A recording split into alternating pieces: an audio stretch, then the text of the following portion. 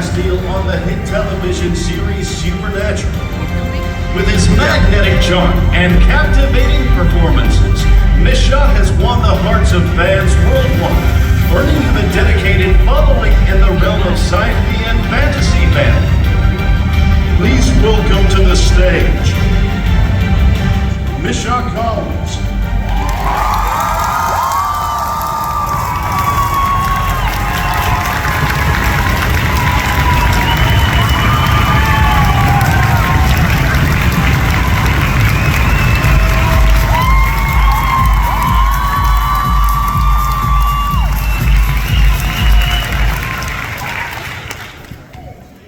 Hi, I'm Misha Collins. My grandmother, my name is spelled M-I-S-H-A, and in English, that could be Misha or it could be Misha, but my grandmother has always called me Misha, so it was comforting when whoever just voiced that called me Misha again. It reminded me of my grandmother. Hi. Hi. I know I've learned one Swedish word. Which is pretty good, I think. Thanks. And that's hey. Not bad, huh? I'm not going to say that I'm fluent yet, but I'm close. I just have to learn a few more words. I asked just now in the green room if somebody could teach me to say ass butt, because I thought that would be a nice thing to be able to say up here on stage for you, and they said no, it can't be said in Swedish.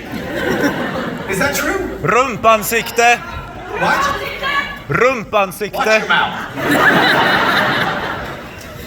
Let me try again. Say it again. Rumpansikte. Okay, right, one at a time. You, sir. Rumpansikte. Room what? What's that? He said ass butt. Rövrumpa. Rump. Like rump. Rump. Okay. Rump ansikter. But face. But that's not right. Ass butt. This is, I don't think that you're good translators. Because that's ass face. And that's very different from ass butt. In English, butt, this is butt. Excuse me? But you can't say it in Swedish. That doesn't make sense. That's why I said face butt. Thank you. I appreciate you taking the initiative to just, she's like, I'm sick of this. I want an end to this conversation. Well, I feel much better now. Thank you. She came up to the stage like, don't listen to these stupid people. She didn't say that, but she said it with her eyes. How many of you are from Sweden? Wow, quite a few. How many are not from Sweden? Wow, hardly anyone.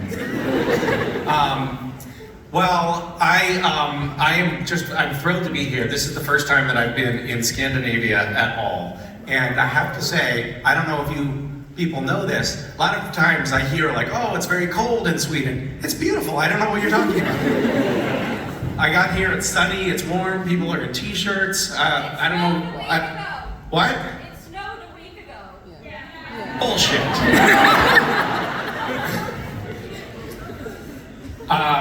I spent a few days in Norway, which is also very beautiful. I don't know if you've heard about these fjords. Very nice. I stayed in an Airbnb for 3 days, and I went to the grocery store, and then I stocked up on groceries, and then there was a holiday, like employees holiday or something, celebrating the fact that you're not allowed to fire anyone, And so the grocery store was closed. So that one day I went shopping, and that was all I had. And I am so sick of pickled fish because that's all I got at the grocery store. I had like 3 jars and I didn't know what the words were. So I was like, well, that looks good, and that looks good. And then I opened them and they were just all different kinds of pickled fish. And by the time I left Norway and came to Sweden, I think I actually started to smell like pickled fish, like it was oozing out of my pores. Somebody please stop me from talking by asking a question. Is the seal real? Is the what? Is the seal real? The seal? Is the seal real? Oh, is Castiel real? Well, obviously, Castiel is real because it's a thing that happens out in the fandom. But I have to tell you something, and this is, first of all, oh God, you know, you're like holding your head like you're not going to be able to handle this. I don't even want to tell you because I don't want to make you feel horrible, but Supernatural is all fictional. Yeah, I know, it's horrible. The whole thing is made up. I think you probably thought it was a documentary. It's a narrative fiction. So unfortunately, I know, so it's a horrible thing to say, but it's kind of like, it's all a little bit made up. I know. You don't look like you're okay. I'm sorry. Yes, I see you respectfully raising your hand. Yes. Oh, thank you. The question was, after playing Harvey Dent, are there any other comic book characters that I would like to play? I have an embarrassing admission. When I first got a call about the role of Harvey Dent, I talked to the producers about it, and I didn't know who Harvey Dent was. So now I was like, oh, after like partway through the call, I figured it out. And I was like, oh yeah, I watched that movie a long time ago, but I didn't even know what it was that I was getting into at first. As far as other cartoon characters that I would like to play, I think it'd be cool to be able to play. I don't know if you know this character, but Bugs Bunny. That would be pretty fun. Yeah. Do we have another microphone that audience members could ask questions at? Oh, right here. How about this? If you want to ask a question, you can come right here and find yourself.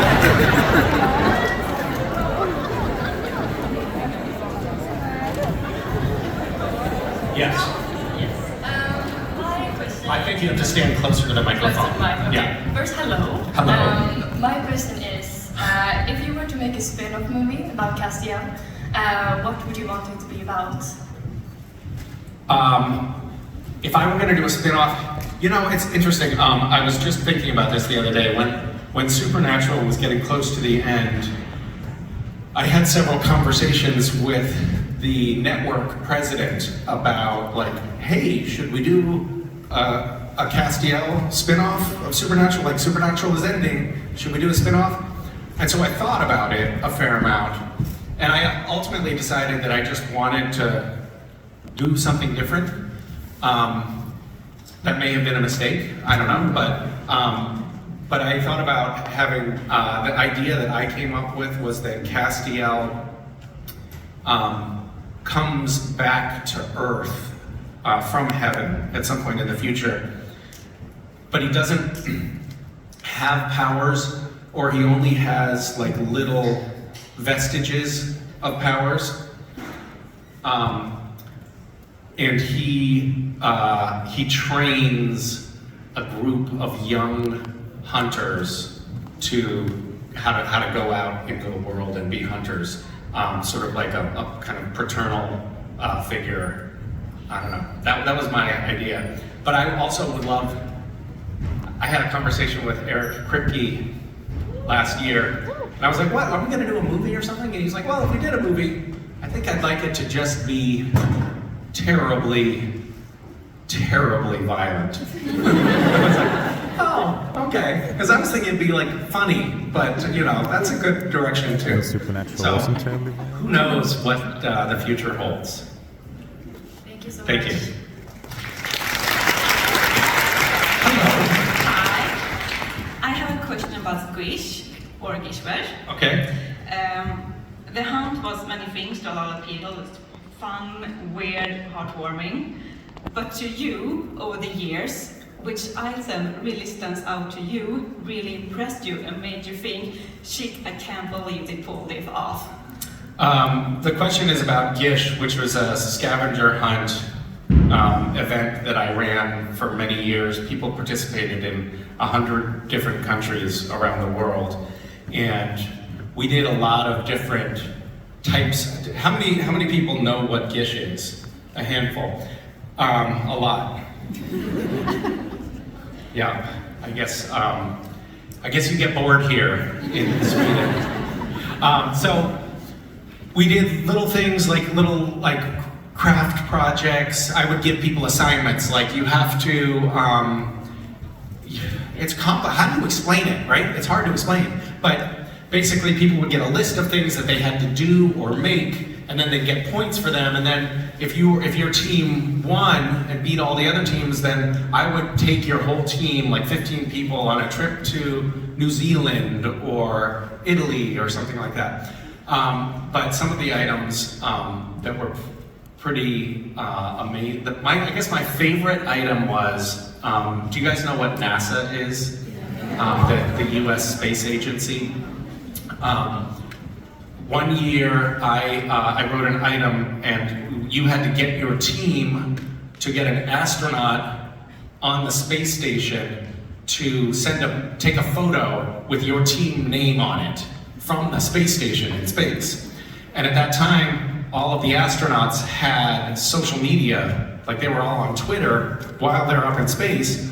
And so all of these, like tens of thousands of people bombarded the astronauts with requests for them to take photos with team names in the space station. And NASA posted on their official Twitter feed, "Please leave our astronauts alone. They have real science to do up there. We appreciate that you have a little game going, but please leave them alone. They've been instructed that they're not allowed to take any photos up there." So the next year, I wrote another item for the scavenger hunt that said, "Last year, NASA told us to leave their astronauts alone. I know that they've been kicking themselves for that decision all year, so I'm giving them another chance. Get Gish was written in space." That was the item that people had to fulfill. And again, NASA got inundated with all of these requests, but this time, William Shatner was involved. William Shatner called somebody at NASA, because he was on the Gish team, and he wanted to get Gish was written in space. And somebody was like, and NASA was like, "Hey guys, it's William Shatner on the phone. He wants us to do something." So it eventually went all the way up to the director of NASA.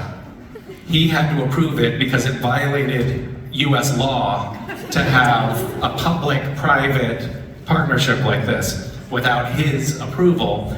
And then NASA, on their official Twitter feed, named a mountain on Mars officially. Like there's now a mountain on Mars named Gishwez, which is pretty awesome.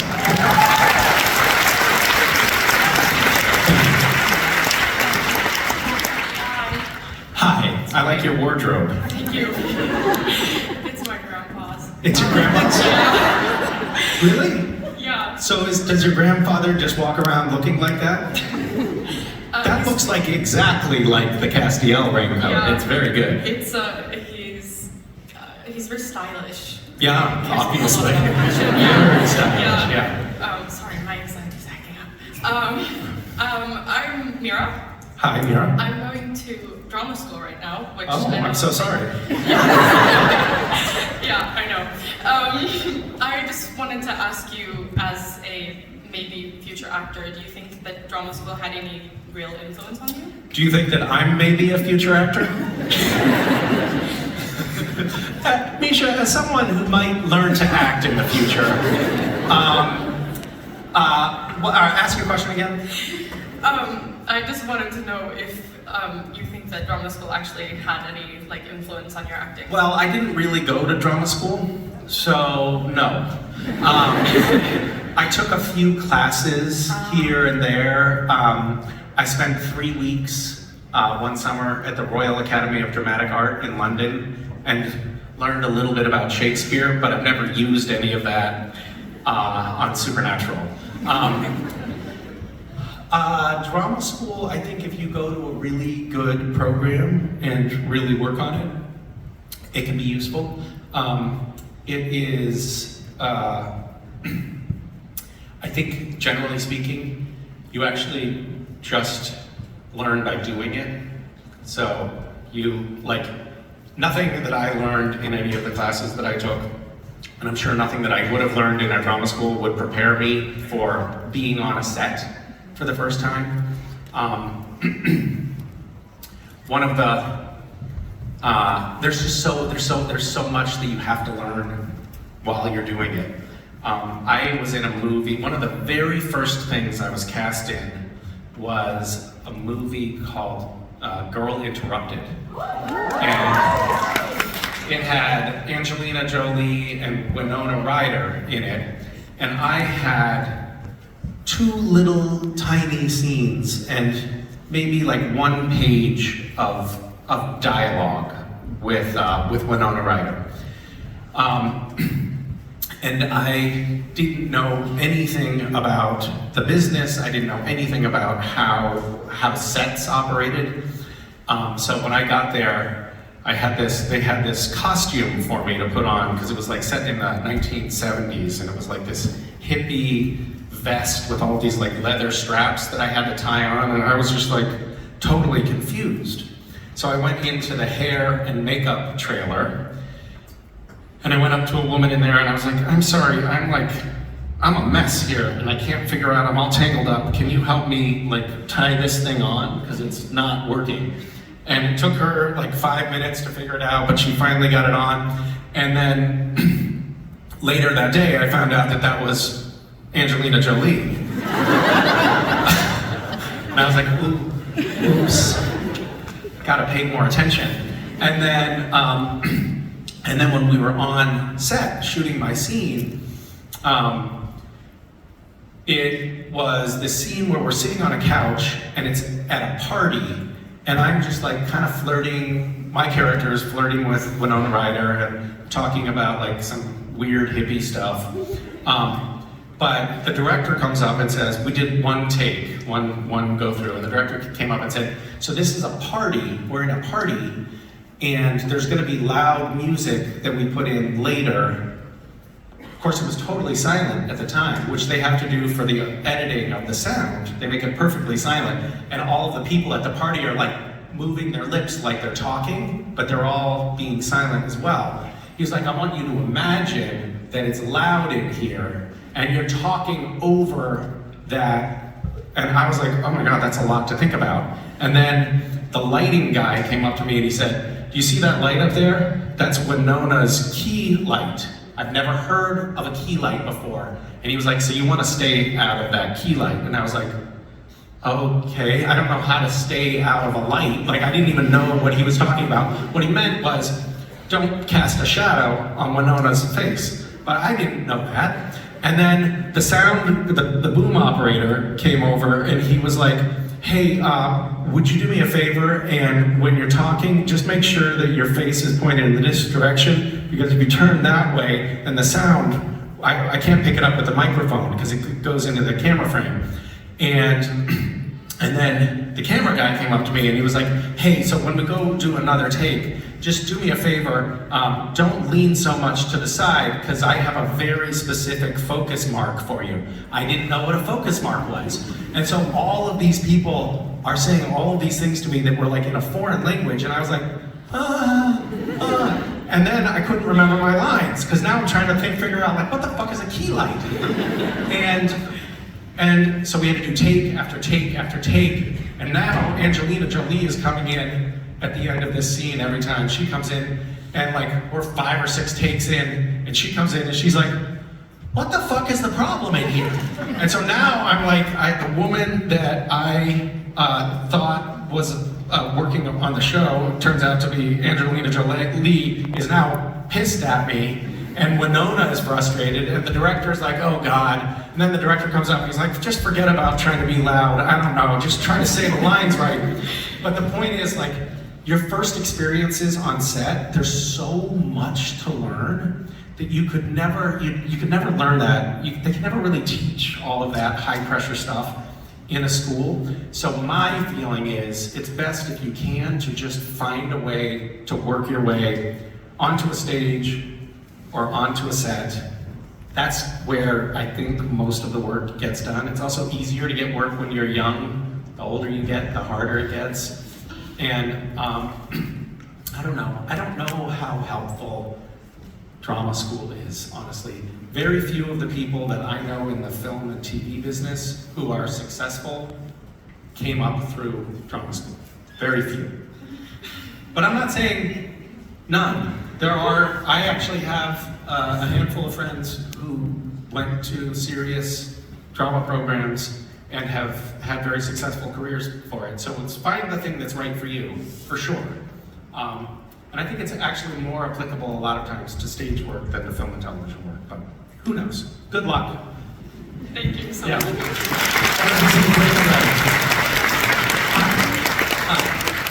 So I think most people can agree that there's a tiny smidge, or a little bit of between you and Jensen Ackles' character, a tiny bit of homoeroticism, possibly. And my question is, if you and Jensen ever discussed the overhanging themes, or if you ever talked about your character's interactions and how you wanted it to go. I think that certainly yes.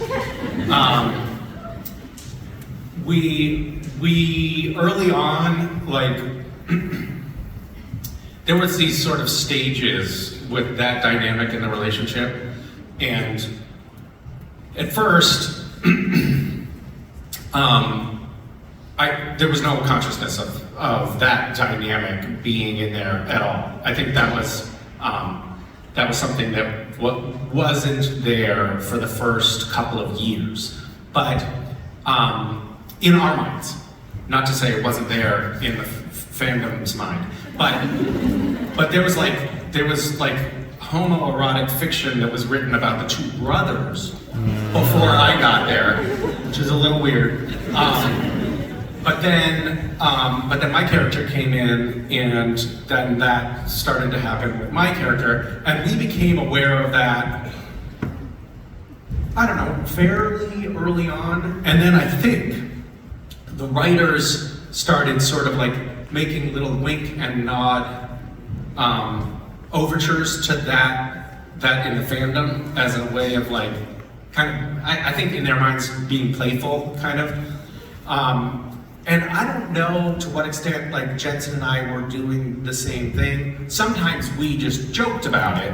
Like we had outtakes that never made it to film that were very homoerotic. But we knew that wouldn't make it to the final cut. But there was, as the characters evolved and as time went on, I think that we both played to that a little bit more, and I think we kept it like subtle enough that it could be read in many different ways. But then I had a conversation with Bob Behrens, who was one of our producers and writers on the show, and he said, Misha, I talked to Andrew Dabb, who was the showrunner at the time, about this idea for Castiel's end on the show. And if you haven't seen the ending of the show, you shouldn't be here. So I had a conversation with him, and he said that he had had a conversation with Andrew about what his idea was for Castiel's final scene.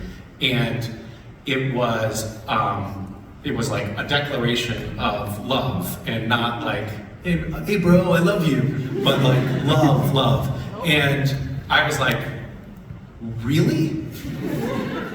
And he had said, and Andrew said, like, he's okay with this. And I was like, really? I never thought in a million years that the show would canonically go there. I didn't think that we would ever actually put that into the story of the show. I thought it was always going to be this like subtle, like maybe we're suggesting it, but we're not actually going to acknowledge it. And the fact that, Bob Aaron said, I was going to leave the show, he was going to leave the show, but if we could have that be the final scene, he would stay for one more season to just like make sure that happened. And as we worked toward that culmination of Castiel's character, I had several conversations with Jensen about it. And we talked that through, and I was really glad that they allowed us to do that with the character, and it felt very meaningful to me. I know that people loved the show and they got like related to the characters, and it was a lot of, you know, fans come up and say like, oh, this has like been really meaningful to me, or got me through a hard time, or whatever. And I'm always like, yeah, bullshit. But when Bob Aaron said to me like that could be the culminating moment for Castiel, that felt meaningful to me. I was like, oh, well, this actually finally feels like we're doing something that could be impactful and meaningful for a lot of people, and it was meaningful to me. I think that show was very like macho, heteronormative for many years, and like a show about like two, you know, basically redneck Americans who like guns and cars. If their third wheel could be like, hey, I'm gay and I love you, there's no way anyone involved in the show would have ever imagined that could have been possible at the beginning of the show.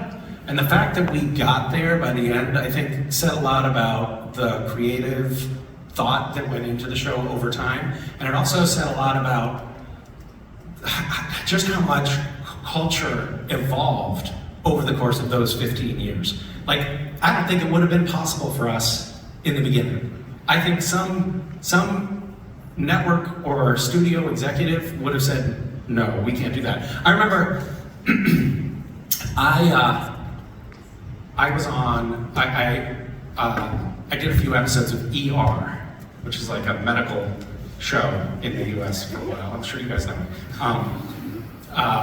But I did a few episodes of ER, and I remember talking to the casting director about it.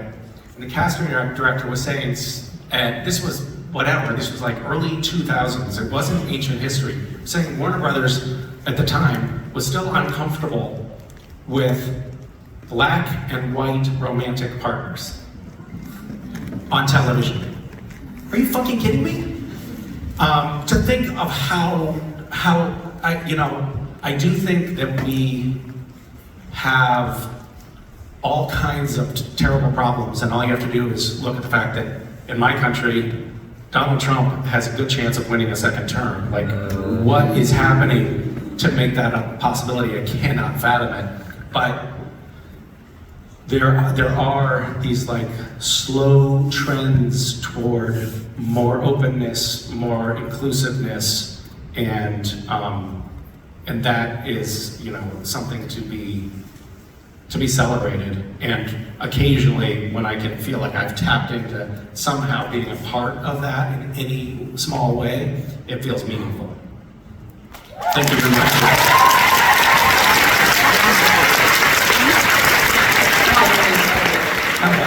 Nice to meet you. I have a question regarding Supernatural and you going from a You've lead come actor, to the right place. being a lead actor and then actually directing an episode, which I think you did in season 9. That's right. Correct.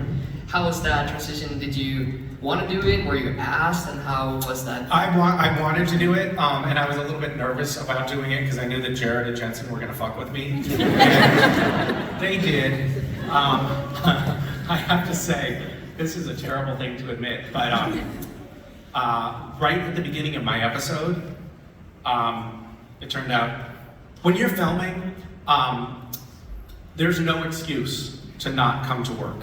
Like, you always have to come to work. You could be like, hey, I was shot on the way to work today, and I'm bleeding out, and they're like, that's okay, we can cover that up. We'll just frame up here. Okay, it's fine. I had my daughter, I told production on Supernatural, I was like, my daughter is gonna be born around September 25th. This was 6 months in advance. So please do not write me heavy around then. I don't put me in a lot of scenes. And then the script came out for the episode that we were going to be filming on September 25th, and I was in every scene. And I was like, what are you guys doing? And they're like, it'll be fine, it'll be fine. And I said, but I told you in advance, and I'm not missing my daughter's birth. I'm going to be at the birth. And then my wife went into labor, and I called production, and I was supposed to come into work that morning, and I was like, I'm sorry, but my wife's in labor, and I'm not coming. And they were like, what? And I was like, I told you this was gonna happen. And they were like, okay, it's fine. We'll shuffle the schedule around. And then they called back 2 hours later and they're like, has the baby been born yet? Can you come in now? I got really sick. This is a total tangent, but I got sick with food poisoning while we were filming the Leviathan taking over cast, where I had like ooze coming out of my eyes and my mouth and my ears. And I was really, really sick. Like, they had a trash can on set, and they put this chocolate goo in my mouth, and it would like run down my face, and then I'd shoot like one take, and then I'd be like, ugh, throw up in the trash can, wipe my mouth, put more chocolate in. They were like, we're gonna keep going right through this. I threw up probably 5 times, and it was really gross, but we just kept going. Like, they're not gonna stop filming. So that's totally not related to your question. but Jared had the flu at the beginning of my directing episode. And I was like, thank God. Because he's gonna be too tired to fuck with me. And it was great. But then unfortunately, he recovered after a couple of days. And then he started torturing me. So, you know those tall director's chairs that you see in the movies where the director's like sitting in the stage on a folding chair with a fabric seat? We had these like TV monitors. The director watches what's happening on these monitors in another room. Like you see what the cameras are seeing. And there's a chair right in front of it. And I'd sit down in my chair, and Jared kept taking the fabric off and just setting it over the wood, and then I'd sit and fall on my ass. And I fell for it like 4 times. I had all my notes, like you put detailed director's notes in the script. Hundreds and hundreds of notes. All kinds of things, like all of your thoughts are just written in pencil, in the margins. Jared took my script. I was like, what am I gonna do? And then we were filming this scene, and I was at the monitors, and Jared and Jensen were in the Men of Letters bunker. And we did take after take, and Jared kept messing up his lines. And Jared never messes up his lines. And I was like, what the hell is going on? I was like, okay. You just yell over the wall, like, okay, we're gonna go again. You got this, Jared, we got this. We do another take. Fucks up his lines again. All right, just give it one more shot. Just keep rolling, everybody, just keep rolling. Jared, you got this. We do another take. And he screws it up again, and I'm like, all right, cut. And I go into stage, there's a door, and I open the door to talk to Jared, like, see what's going on. And I open the door, and Jared is standing next to the door with a pie, a whipped cream pie in his hand. And he's so excited that he just puts he puts his hips into it. So it's like, and he hit me in the face with this whipped cream pie so forcefully that the whipped cream shot up my nose and back into my eye sockets, and I could like feel it in my brain. And I was just like, I don't know if you've ever how many times have you been pied in the face with whipped cream? Once, actually. You have had it? Yeah. So you know that your vision gets really blurry. Yep. I couldn't see anything for like 10 minutes. It was just like this like weird, it looked like I was looking through a fog lens, which isn't great when you're trying to direct. But it was just like gross, and the whole crew was in on it. Like the cameras were all rolling on the door so they could capture this moment. I didn't have a change of clothes, but Jensen was nice. He was like, Misha, you want to borrow one of my shirts? I was like, thank you. Your scene partner is an asshole. And it took me so long to clean up that we still had to come back to the scene after lunch. So we broke for lunch, and I was still like picking whipped cream out of my hair as we're walking to the lunch tent. And I was like frustrated, you know? And Jensen was walking right behind me, and he said, hey, Misha. And I said, yeah. I turned around.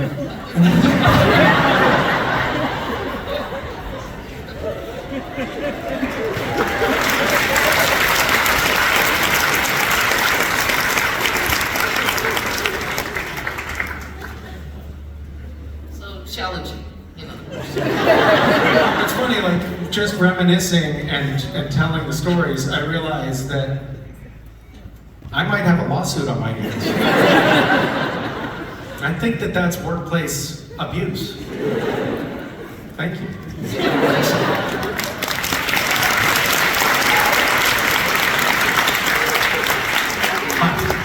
I like your wardrobe. Nice work. So, what is the weirdest and creepiest question you've ever gotten from one of your weird-ass fans? Probably is Destiel real? I'm kidding, of course. I've got much weirder questions than that. God, why, are you gonna try to top it? I should have an answer for that. I've got questions about genital size. What? That's weird. I had somebody ask me to marry them. Not like, will you marry us, but will you marry me kind of thing. And I was like, ha ha ha. And they were like, no, dead serious, I'm dead serious. Can I think about it? I don't know, I'll think about it. I'll see if I can come up with anything better. Yeah, thank you. Thank you. Oh my god. Oh, it's so loud. Hello. Hi. Also, before I say my question, I was in the car with my mom on the way here, and I told her that I was going to the Q&A, and she just told me, say hi to Cass for me. Well, tell your mom I said hi back. Well, that's delightful. Yeah. And I actually did not, in fact, have a question coming here, so I just searched up good conversation starters. They're all very interesting, I promise.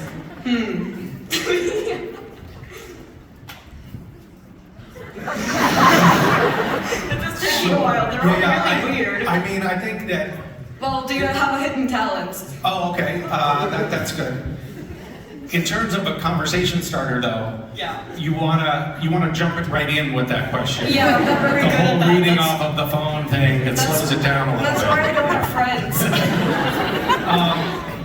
What are your hidden talents? Well, I don't really have any, not gonna I can't believe that. I guess I can do the thing with my nose where I can like that, but that doesn't really count as a hidden talent if you ask me. Well, it is hidden. Like I didn't know Yeah. about it until you did it. So Yeah.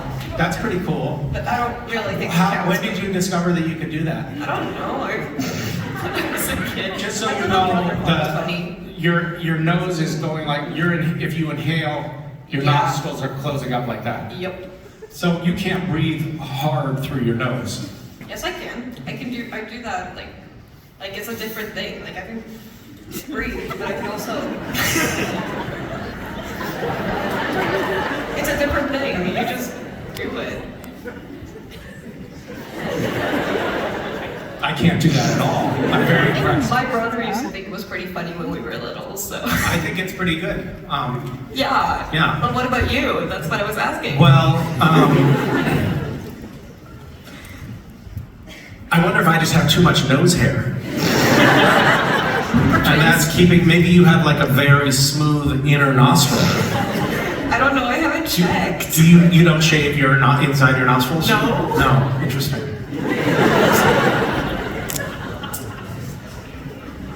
Do you think that your mom would have guessed that we would be talking about your nostrils? No, she's gonna be really fucking good. And not just for a short period of time, but actually No, for no. it's quite I don't know what I'm doing lengthy. here. We're talking a lot about your nose. Yeah, discussing it in detail. Interesting. Yeah. Very interesting. Let's get into it, shall we? You're not gonna answer my question if you haven't even paid us. I think I'll try to stay in the same vein, if that's okay with you. Sure. Of like things I can do with my face. Yeah, sure. I spent a lot of time working on this stuff when I was little. It felt like important. Yeah, really important. I saw somebody make a flower out of their tongue. Oh yeah, my friends could do that. You have friends that can do this? Yeah, I cannot do that. Well, that's how I felt first too, but if you stick with it, I can't even whistle. maybe go to drama school for it or something. That's a great idea. Here, can I demonstrate for you? Of course. Because I don't want you to think that I'm just saying I can do it, but really I can't. Yeah. Do it. Okay.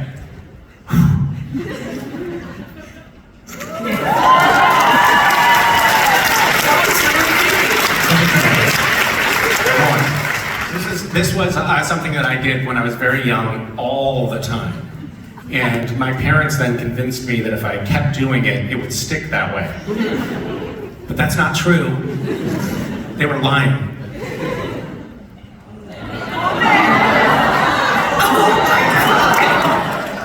Yeah. That's also creepy. Thank you. Trying to do this at once at a party. Thank you.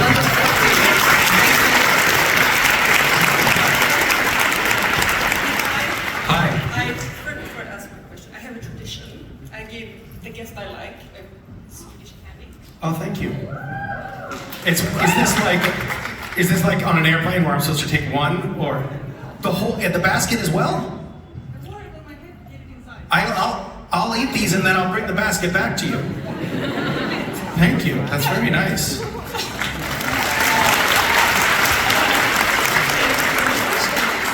What is a prank or payback that you hold dear towards Jared? Because I know you flushed his phone in the airplane bathroom.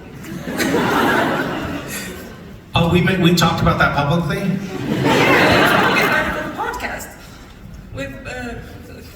with Lex Luthor. Oh, I talked about it on that podcast? Yeah. Jared was really mad at me when I flushed his phone down. People don't like it when you flush their phones down the toilet.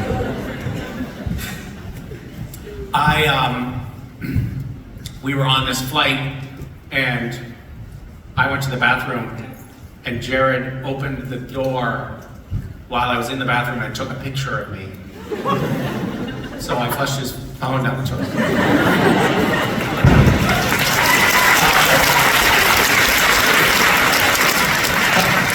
Was that your question? That wasn't really your question, was it?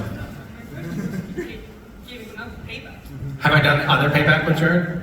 Sure. We had all kinds of like escalating pranks with each other that got worse and worse. And I'll give you an example. So there was this, what do you recommend I try, by the way? What's this? Licorice? Oh no. It's a magnet? Oh, I don't need that right now. Oh no.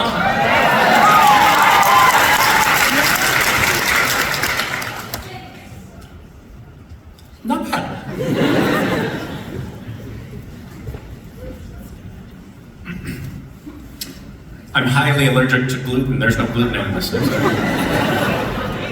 I'm kidding. Okay, so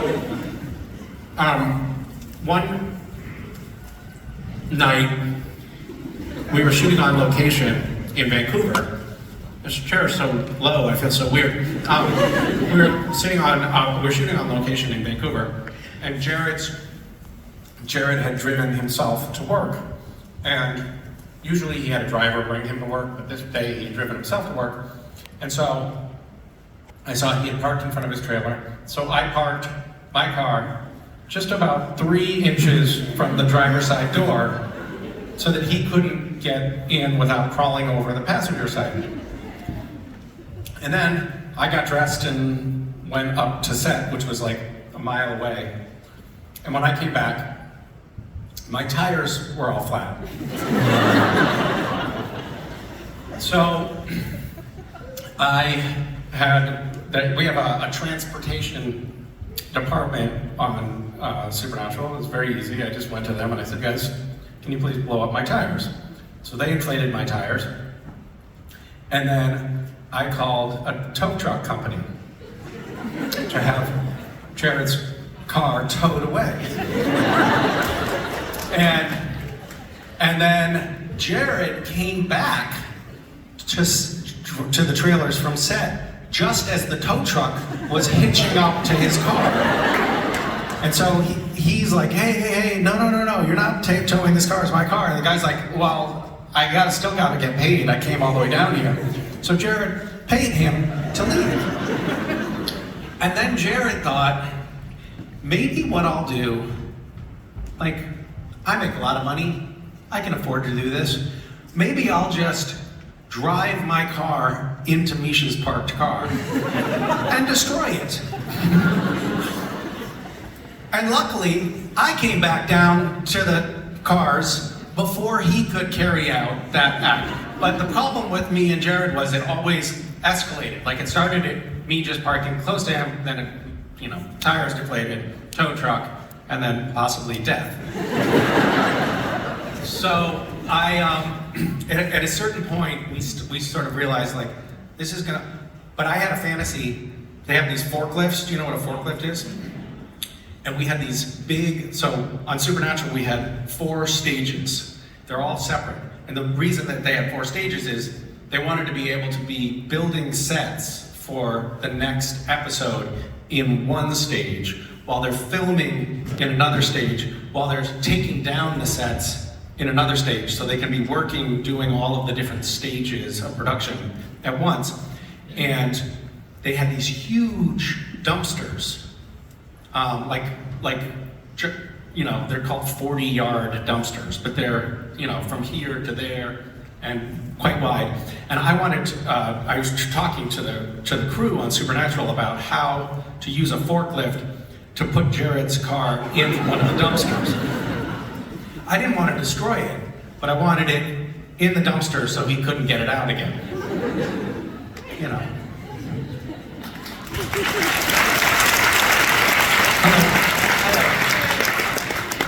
My name is Robert. Hello. Hello. And in Supernatural, there is a lot of research doing for making potions and stuff, and Crowley and the Castiel are zip-zopping around all over the place and thank you, to get some holy oil or something. But they are never coming to Sweden to do that, and why? They're never doing what? Coming to Sweden to getting a potion or a holy book or something. And in Sweden, I don't know if you know this, but we actually have the world's biggest archive of the unexplained here in Sweden.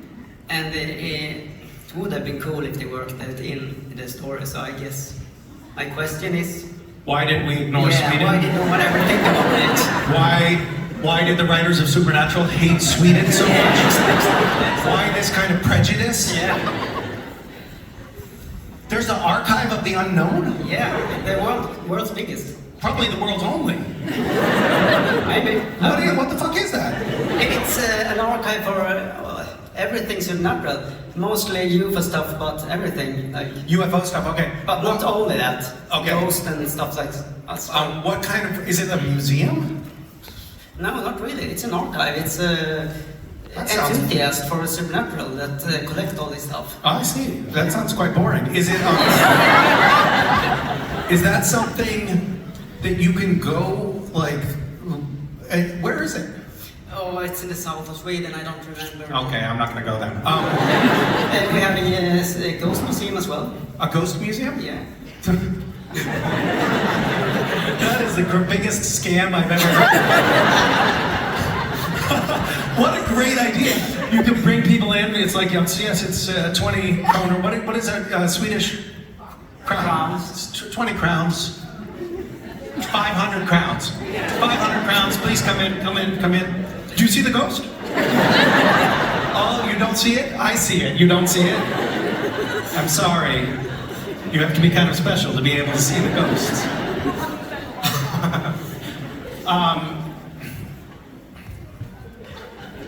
I'm sorry that we have forsaken your country.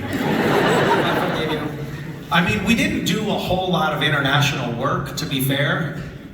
The British men of letters, I guess we had, and we went to Israel at some point, and Egypt. Scotland, I think. We went to Scotland. Well, we talked about Scotland because Didn't Crowley? Rowena and Crowley were Scottish or something, supposedly, although, whatever. Accents are kind of all over the map. But yeah, that was an oversight, and I'm sorry. Maybe we should, when we do the movie, we should just set it in Sweden.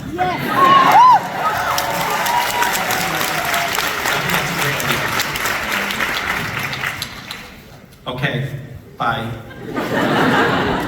Hi. Hi, you're gonna ask a question together. Yeah. Okay. We've heard about a certain close-up and a slow wedgie. Care to tell us? A close-up and a slow wedgie? Yes. What are we talking about? We've heard about when you see. Your turn. You guys have to support each other. You're, We've heard about you were shooting a scene, and I believe Jared came up and did a slow wedgie on you when you had a close-up. And you were supposed to be very serious. I don't. Is that something that anyone else has heard about? That might be true. That sounds like something Jared would do. I guess we're talking about those kind of things today a lot. Jared, I think, got bored on set after about season 1. And so to pass the time, he would try to mess with everybody. And if he found that somebody would laugh while he was messing with them, while they were on camera, another actor, then he would do it more. So he didn't care how many takes he ruined. And I was no good at not laughing. Like, I just can't do it.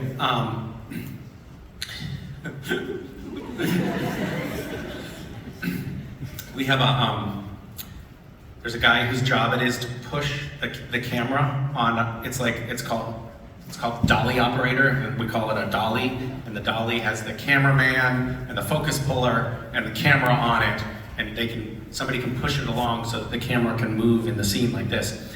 And one day Jared was messing with me a lot, and Dolly Dave, the guy that pushes the dolly, came up to me and said, "Misha, can I talk to you?"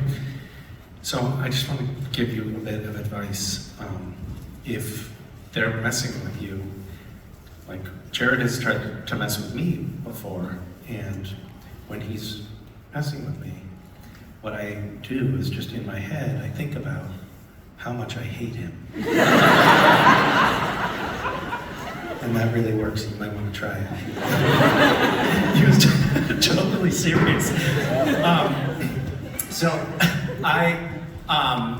Jared would do things like the camera operator is like, sometimes we would do handheld camera, so the heavy camera is sitting on the camera operator's shoulder like this, and he's looking through an eyepiece like this, holding the camera, and he has to hold very, very still during the scene.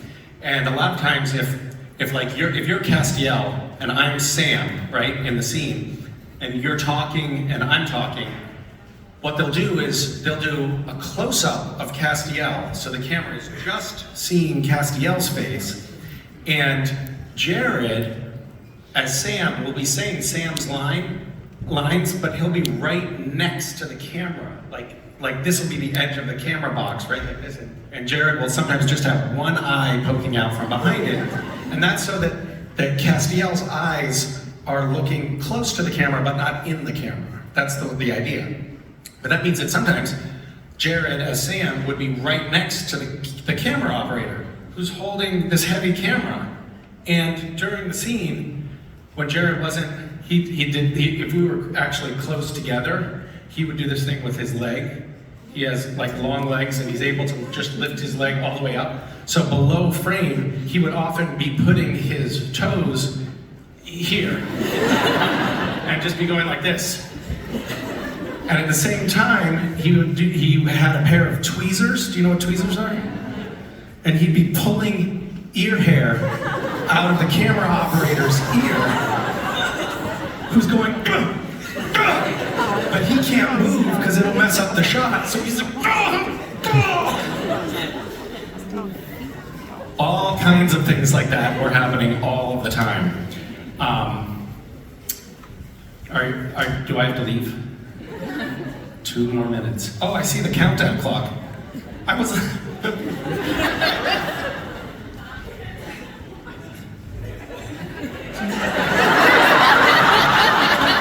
have been standing up here looking at these numbers for the last hour, and I was like, what the fuck are those numbers? Why are there numbers that I'm looking at? I had no idea it was to tell me to get off stage.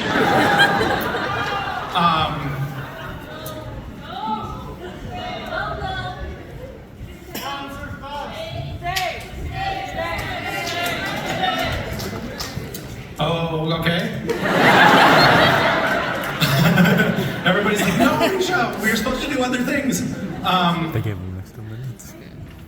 It was going to get really boring, even more boring if I stayed, so I think this is a good stopping point. We got to talk about ear hair and nose hair today, which I think is